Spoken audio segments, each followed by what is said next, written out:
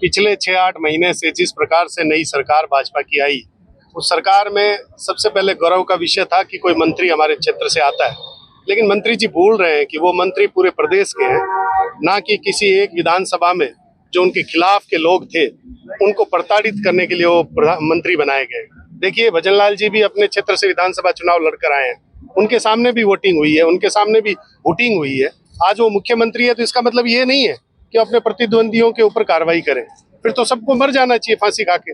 मैं बताना चाहूंगा कि क्षेत्र के अंदर अपराधियों की बजाय जो सज्जन लोग हैं, जो लोकतंत्र में विश्वास रखते हैं, जो चुनाव और चुनाव की प्रक्रिया में विश्वास रखते हैं, भारतीय जनता पार्टी के वोटर हैं, जो कोर वोटर हैं, उन कोर वोटरों को भी ताक पर रखते हुए माननीय मंत्री जी के दिशा निर्देश के ऊपर थाना जो है पूर्ण रूप से भ्रष्ट तंत्र के दलदल में फंसते हुए काम कर रहा है, और ये किसी भी बात से स्वीकार्य नहीं होगा। मैं खुद भारतीय जनता पार्टी का वोटर हूं, पदाधिकारी हूं, इसके बावजूद हमें पीड़ा है कि माननीय मंत्री जी संविधान की वो सौगंध भूलकर आम जनता के अंदर एक डर व्याप्त करने के इरादे से कर रहे हैं। और मैं बताना चाहूंगा आपके माध्यम से, मीडिया के माध्यम से, कि लोकतंत्र भी जिंदा है। जनता केवल बीकानेर तक आकर सीमित नहीं रहने वाली है।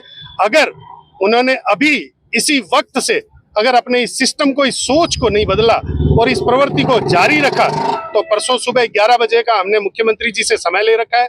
मैं केवल मुख्यमंत्री जी ही नहीं, जो लोग मुझे जानते हैं वो अच्छी तरह से जानते हैं कि अगर मौका मिला तो आदरणीय गृह मंत्री जी और प्रधानमंत्री जी की नजर में भी इस बात को संज्ञान में भी डालेंगे और पुरजोर विरोध के साथ डालेंगे कि हम भारतीय जनता पार्टी बहुत शांतिपूर्ण पार्टी है और लोकतंत्र में विश्वास रखने वाली पार्टी है। उनका अगर कोई मंत्री अत्याचार कर रहा है, उनके वोटर पे अत्याचार कर रहा है, तो वो किसी भी प्रकार से सहन नहीं किया जाएगा। धन्यवाद। संपत सारस्वत बामनवाली, बीजेपी में जुड़े। मैं राष्ट्रीय पैनलिस्ट हूँ, प्रवक्ता हूँ। Thank you. ये पिछले 1 साल में जब से राज बदला है, उसके बाद हमारे लूणकरणसर क्षेत्र में राजनीतिक प्रतिद्वंदिता के चलते लगातार पुलिस का माध्यम बना के सत्ता के लोग दमन कर रहे हैं लोगों का। ये आप जो मामला उद्वेलित हुआ है, मेरे बगल में जो खड़े हैं, इन्हें 151 में 3 महीने पहले पुलिस ले आई। आप पे कोई आरोप नहीं, आप पे कोई मुकदमे नहीं उस क्षेत्र में, लेकिन 151 में लगे पूरी रात आपको बंद कर दिया। और आप पर आरोप ये है कि आप शांति भंग कर रहे थे, जबकि आपको पंचायती करवाने गए हुए थे। इसी तरीके से जिस लड़के के मामले को लेकर अब उद्वेलित हुआ है मामला, इस नौजवान को, देवीलाल को, पुलिस 1 सितंबर को उठा के ले गई, पूरी रात पीटा और उसके बाद में इस लड़के को छोड़ दिया। इस लड़के की इत्तेफाकन 1-1.5 महीने बाद एक्सीडेंट के अंदर जब मृत्यु हुई, तो सभी लोग इस बात को लेकर पीड़ित और उद्वेलित रहे। और पूरे इलाके में ऐसे कई सारे उदाहरण सामने आए जब सत्ता पुलिस का दुरुपयोग कर रही है। इसलिए इस विधानसभा क्षेत्र के सर्व समाज के मोजीज लोग जो है वो इकट्ठे होकर, या बीकानेर पुलिस प्रशासन को ये कहने के लिए आए हैं सब कि सत्ता का टूल नहीं बन सकती पुलिस। पुलिस जनता के लिए है, किसी सत्ता का टूल नहीं है। पुलिस सबके लिए है और न्याय करने के लिए है। और राजस्थान पुलिस अपने स्लोगन के साथ न्याय करे कि आम जन में विश्वास और अपराधियों में। हम ये चाहते हैं कि उस थाना क्षेत्र में जो ये तमाम इस प्रकार से सत्ता का टूल बनाया जा रहा है पुलिस को, ऐसे तमाम काम बंद हो और जो भी सारी बात हुई है उसकी जांच हो। और इसके साथ साथ इलाके में पुलिस अपने स्लोगन के साथ न्याय करे कि आमजन में विश्वास और अपराधियों में भय। और पुलिस वहां पर लगातार सत्ता का ये कहना है कि हम नशे के खिलाफ कार्रवाई कर रहे हैं, जबकि ऐसा कोई आरोप किसी भी व्यक्ति पर नहीं है। जो देवीलाल जी 2 महीने पहले उठाए, उस पर भी ऐसा कोई आरोप नहीं था, और भी लोगों पर नहीं है। तो ये सिर्फ राजनीतिक प्रतिद्वंदिता निकाली जा रही है। और हम आज ये कहने आए कि अगर ऐसा हुआ तो फिर इलाके में जनता और उद्वेलित होगी, आंदोलन होगा। किसके इशारे पर? सर, ये सत्ता के इशारे पर हो रहा है, राजस्थान सरकार के इशारे पर हो रहा है, हमारे स्थानीय विधायक के इशारे पर हो रहा है। सीधे आप मंत्री का कह रहे हैं, बिल्कुल कह रहे हैं। कलेक्ट्रेट बीकानेर के आगे आज भारी ग्रामीणों का हुजूम देखा गया। मुद्दा था खाद्य मंत्री सुमित गोदारा के विरोध में जो प्रशासन द्वारा हरकत की जा रही है, उसको लेकर आरोप लगा रहे हैं। हमारे साथ प्रभुदयाल जी है, उनसे बात करेंगे। सर, किस तरह का मुद्दा क्या है?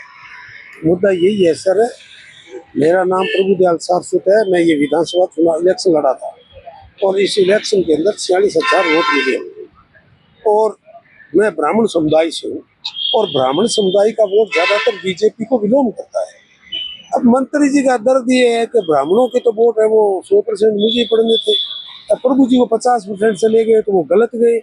अब इस बात से जो लोग मेरे साथ थे उन लोगों को पुलिस के द्वारा 151 एक ऐसी सजा है, पुलिस यहाँ खड़े को गिरफ्तार कर सकती है, इसलिए ले जा रहे 151 बंद हो आपको। अब इस प्रकार की हरकतें अब जब पुलिस कर रही है, हमारे क्षेत्र में मंत्री जी है, अब मंत्री जी कोई मुंह से अपने मुंह से ये कहीं नहीं कि मैं करवा रहा हूँ। अब लोगों का यही है कि जिन लोगों के साथ हो रहा है, जो लोग प्रभुदयाल जी के साथ थे, अब बार बार सामाजिक लोग हैं वो मुझे भी कह रहे हैं कि आपके साथ जो लोग थे उनसे इंटेंशनली उनके साथ में ये व्यवहार किया जा रहा है। इसीलिए आज यहाँ तो एसपी साहब से, कलेक्टर साहब से मिलने के लिए, कलेक्टर साहब है नहीं, लेकिन मुख्यमंत्री जी समय लिया हुआ है, उनसे मिलेंगे। ये थे हमारे साथ प्रभुदयाल सारस्वत, जिन्होंने बताया कि उनके चुनाव में जो उनके समर्थक है उन्हें कहीं न कहीं इन्होंने आरोप लगाया है, हम नहीं कह रहे, इन्होंने आरोप लगाया है कि सुमित गोदारा जो खाद्य आपूर्ति मंत्री है वो उनके समर्थकों को पुलिस के द्वारा टारगेट किया कर उन्हें परेशान किया जा रहा है।